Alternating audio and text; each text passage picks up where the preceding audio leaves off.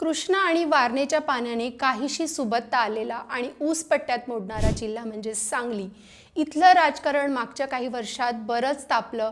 प्रस्थापित राजकारण्यांना शह देणारी नवी पिढी सक्रिय झाली आणि सांगलीचं राजकारण पुरतं बदलून गेलं. या ऊस पट्ट्यानं बरीच वर्ष काँग्रेस आणि राष्ट्रवादी काँग्रेसला साथ दिली. याच कारणाने सत्तेची महत्त्वाची पदं देखील सांगलीच्या भोवती फिरत राहिली.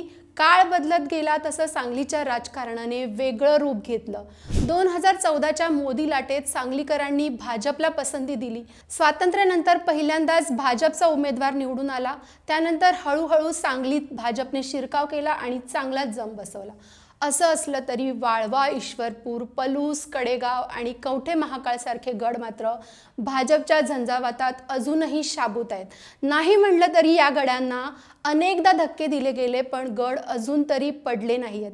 आत्ता लागलेली जिल्हा परिषदेची निवडणूक ही 2029 मध्ये हे गड वाचणार की नाही याची लिटमस टेस्ट असेल. या जिल्हा परिषद निवडणुकीच्या अनुषंगाने सध्याची सांगली जिल्ह्याची स्थिती काय आहे हेच पाहूयात आजच्या या व्हिडिओमधून.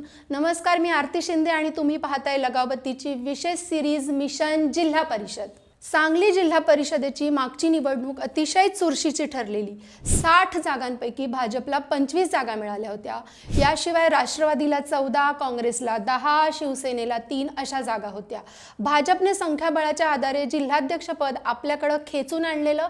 जिल्ह्यात पहिल्यांदाच भाजपने सत्तेवर येऊन काँग्रेसच्या बऱ्याच वर्षाच्या सत्तेला हादरा दिलेला. हा झाला इतिहास. आता इथे नव्याने झालेली गटरचना कशी आहे ते पहा. सांगलीत एकूण 61 गट आहेत. अध्यक्षपद हे सर्वसाधारण महिला प्रवर्गासाठी राखीव आहे.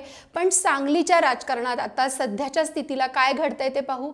सांगलीत भाजपने सुरुवातीला महायुती म्हणून लढण्याचे प्रयत्न सुरू केले होते, मात्र त्यात यश आलेलं नाहीये.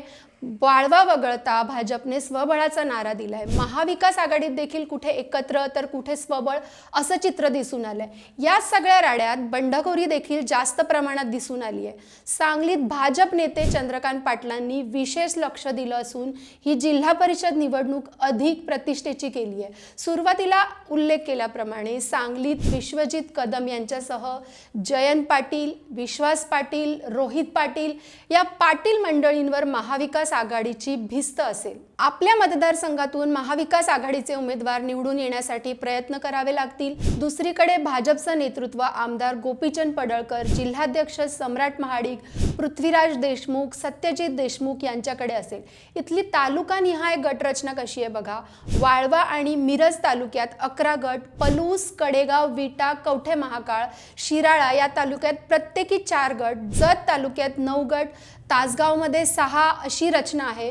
विश्वजित कदम आणि रोहित पाटील यांना त्यांच्या मतदारसंघात भाजप उमेदवाराचं तगडं आव्हान असेल. महाविकास आघाडीच्या जागा कमी करण्याची संधी या दोन्ही ठिकाणी भाजप सोडणार नाहीये. आटपाडी तालुक्यात गोपीचंद पडळकरांचं वर्चस्व दिसून येत आहे. नुकताच झालेल्या नगरपालिका निवडणुकीत त्यांच्या नेतृत्वात भाजपने चांगली कामगिरी केली. शिराळा तालुक्यात सत्यजित देशमुख यांनी स्वतःच्या मुलीलाच एका गटातून उमेदवारी दिली आहे. याशिवाय राष्ट्रवादीतील महत्त्वाच्या नेत्यांचे भाजपमध्ये प्रवेश केलेत. त्यामुळे सत्यजित देशमुखांनी विराळा बऱ्यापैकी कव्हर केला असं चित्र दिसून येत आहे. रोहित पाटील यांनी संजय काका पाटलांना चांगलंच कोंडीत आणलंय. जिल्हा परिषदेच्या निवडणुकीत ही कोंडी सोडवण्याचं मोठं आव्हान त्यांच्या पुढे असेल. जयंत पाटलांच्या मतदारसंघात भाजपने बरेच प्रयत्न केले आहेत. याशिवाय भाजपने काही ठिकाणी जागा सोडून मित्र पक्षांसाठी माघारही घेतली आहे. वाळवा तालुक्यात 6 जागा भाजप लढणार असून उरलेल्या 5 पैकी बावची आणि वाळवा हे 2 गट शिवसेनेला सोडलेत. याशिवाय सदाभाऊ खोत यांच्या रयत क्रांती संघटनेला बागणी गट दिलेला आहे. अजित पवारांच्या राष्ट्रवादीला देखील 1 गट आणि 2 गट महायुतीतून दिले गेलेत. त्यामुळे जयंत पाटलांना बरीच ताकद लावावी लागणार आहे. पलूस कडेगावला भाजपने राष्ट्रवादी शरद पवार पक्षाचे नेते असलेल्या शरद लाड यांना पक्षात घेतलंय. असं असलं तरी भाजपचे पृथ्वीराज देशमुख आणि संग्राम देशमुख यांच्यातील दुही या मतदारसंघात भाजपला अडचणीत आणू शकतेय. दोघांमध्ये एकोपा निर्माण झालाय हा मेसेज कार्यकर्त्यांपर्यंत पोहोचत नाही तोपर्यंत भाजपला फटका बसू शकतो. शिराळ्यात मानसिंग नाईक आणि शिवाजीराव नाईक हे दोन्ही माजी आमदार एकत्र आल्यानं सत्यजित देशमुख देशमुखांनी देखील ताकद लावली आहे। गेल्या निवडणुकीत भाजपला वाळवा, शिराळा आणि खानापूर तालुका वगळता सर्व तालुक्यात यश मिळालेलं। आटपाडी, जत, मिरज, पलूस, कडेगाव तालुक्यात भाजपने 23 जागा जिंकल्या होत्या। आता या जागा पुन्हा ठेवणार की त्यात वाढ होणार हे येत्या 7 तारखेला स्पष्ट होईल। सांगली जिल्हा परिषदेच्या निवडणुकीबद्दल तुमची निरीक्षणं काय आहेत ते कमेंट करून नक्की सांगा। व्हिडिओ आवडल्यास शेअर सुद्धा करा। भेटूयात मिशन जिल्हा परिषदेच्या पुढच्या सिरीजमध्ये। अशीच माहिती जाणून घेण्यासाठी लगावतीला सबस्क्राइब करायला मात्र विसरू नका।